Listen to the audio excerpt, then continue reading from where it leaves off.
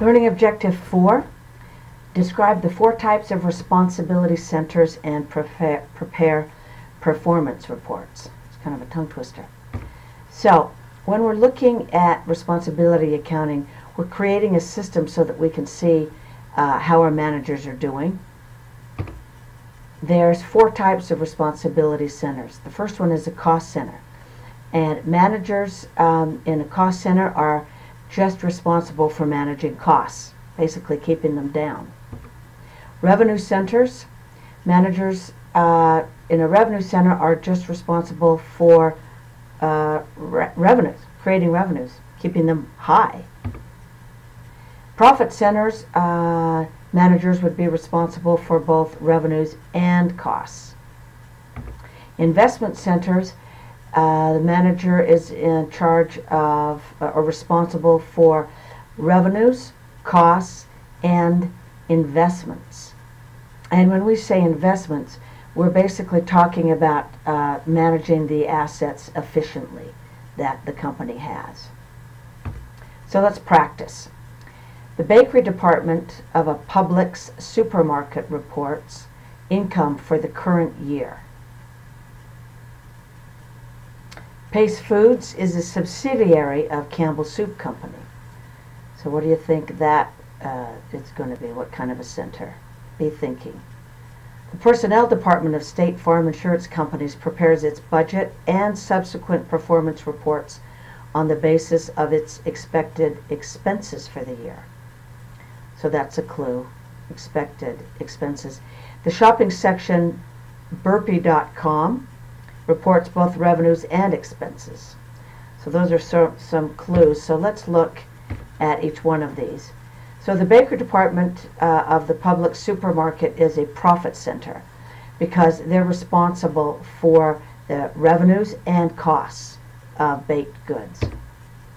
The Pace Foods is a subsidiary of Campbell Soup Company. It would be considered an investment center because it's going to have a lot of assets that have to be managed, and who's ever in charge of that has got to look at not just revenues and expenses, but also how to efficiently use the assets.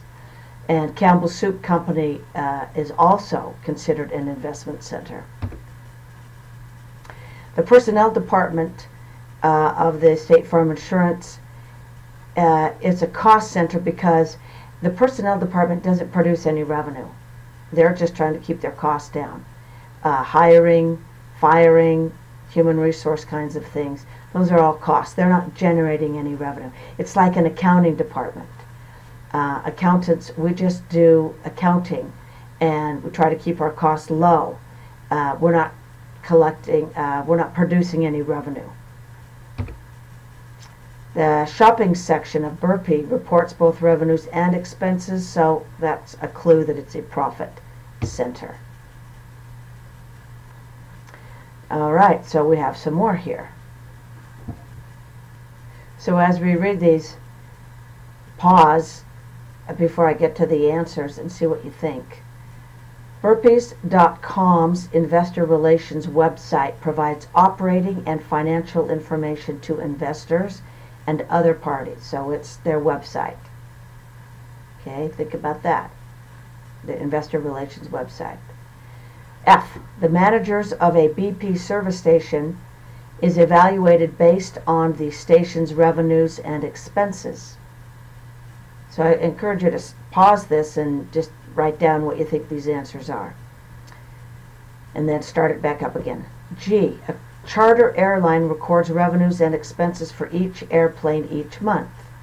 Each airplane's performance report shows its ratio of operating income to average book value. Okay, some clues there. H. The manager of the Southwest sales territory is evaluated based on a comparison of current period sales against budgeted sales. So we're looking at sales. So let's look at the first one, E. Burpee Investors Relations website is a cost center. So who's ever managing that website, they're not getting any revenues from their website. It's just a necessary cost for them to do business. The service station, the manager service station, they've got revenues and expenses that they've got to manage. Profit center. Charter airline, revenues and expenses. Now, if you were thinking it was just a profit center, the key is it's the charter airline itself. It didn't say that it was a smaller division, so they're also going to be responsible for looking at how efficiently they use all of their assets, which would include airplanes. The manager of the sales territory, that is a profit or a revenue center, rather, not a profit, it's a revenue. Salespeople, when they go out and make sales, they're not responsible, like for instance, say if it's a medical supplies rep, they're not responsible for how much their supplies cost. They're just out there to get sales. So the production of the medical expenses, who's ever in charge of production, they're responsible, and that would be a cost center. Now there's something called management by exception, which says basically we're not going to look at every single item on the budget. We're just going to look at the budget variances, meaning the numbers, the differences between what we budgeted and the actual amounts that are material in amount. Meaning that, of course they're not going to be exactly the same. You never have actual expenses equal budget. But a material means the differences are no big deal. They're not going to make a difference.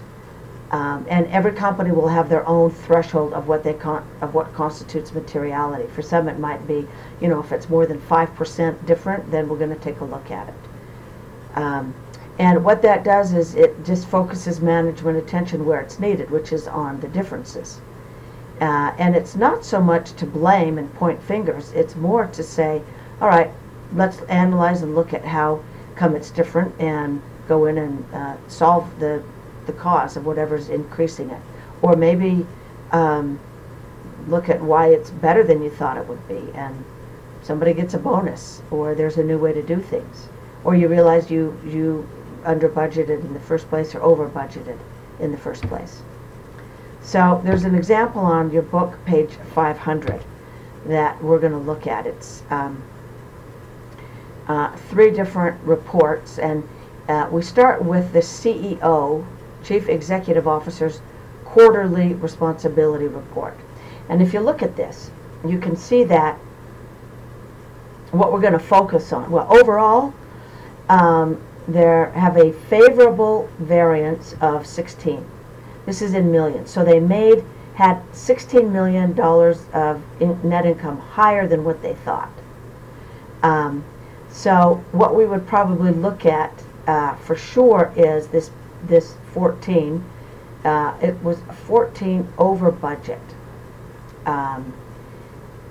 in terms of net income. We thought they would make 70 and they had net income of 84. So we're going to drill down and look at why that is. But you could look at all of these. You would probably want to look at this one, why the North American food service was under budget by $9 million, and maybe baking and snacking. Probably not going to pay attention to the international soups because it's just down by 1. That would probably be immaterial. So let's drill down and look at the North American soups and sauces. Budget. And you'll notice that the net income is, we budgeted 70, was 84, but let's look at specifically these different variances. Now these two, Campbell's Soup and Prego, are sort of immaterial. V8 might be material, but the biggest thing is Pace Mexican sauce. That's where the big difference came from. So let's take a look at, we'll drill down and see, wow, what was Pace doing that made it so successful? Whoever was the manager of Pace Mexican sauces. So we have entire income statement. And we had estimated 80,000 or 80 million revenue. We had 84.